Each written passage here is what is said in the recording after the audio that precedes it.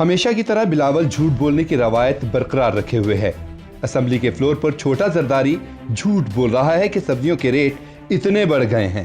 प्याज 125% का इजाफा हुआ है, टमाटर 158% का इजाफा हुआ है, आलू 87% का इजाफा हुआ है। जानते हैं बिलावल के दिलो दिमाग में चलने वाले सब्जियों के रेट और मार्केट में चलने वाले सब्जियों के रेट में क्या फर्क है? वो भी 30-40 रुपए किलो। टमाटर क्या रेट है?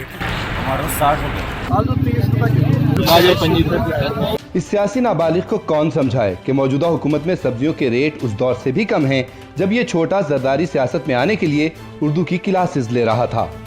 टमाटर जो है थोड़ा सा महंगा हुआ है, 70 रुपए किलो। टमाटर क्या रेट है? टमाटर 60 रुपए, टमाटर 50 रुपए, फूल गोभी 40 रुपए किलो है। वो भी 30-40 रुपए किलो। आलू क्या भाव है? 30 रुपए किलो। आलू 30 रुपए किलो। गाजर का रेट क्या है? 30 रुपए किलो है। कसूर इसमें छोटे जरदारी का भी नहीं है। इनको रेट्स का इल्म तो तब हो जब इस फैमिली ने कभी अपनी जेब से कुछ खरीदा हो।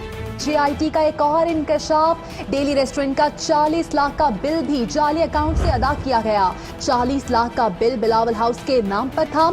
इनके घर के तमाम अखराजात तो हमेशा जाली अकाउंट्स या ओमनी ग्रुप अदा करता रहा है। बिलावल हाउस लाहौर की अराजी जरदारी ग्रुप की मलकियत है। जाली बैंक अकाउंट से आसिफ अली जरदारी के जाती अखराजात की अदायगियाँ की गई। बिलावल हाउस के कुत्ते के खाने और सदके के 28 बकरों के अखराजात भी जाली बैंक अकाउंट से दिए गए। मेगा मनी लॉन्ड्रिंग केस में JIT ने अपनी रिपोर्ट में जरदारी और ओमनी ग्रुप को जाली अकाउंट्स के जरिए फवायद हासिल करने का जिम्मेदार करार दे दिया। थोड़ी सी एथिक्स होनी चाहिए, थोड़ी सी शर्म होनी चाहिए, थोड़ी सी हया।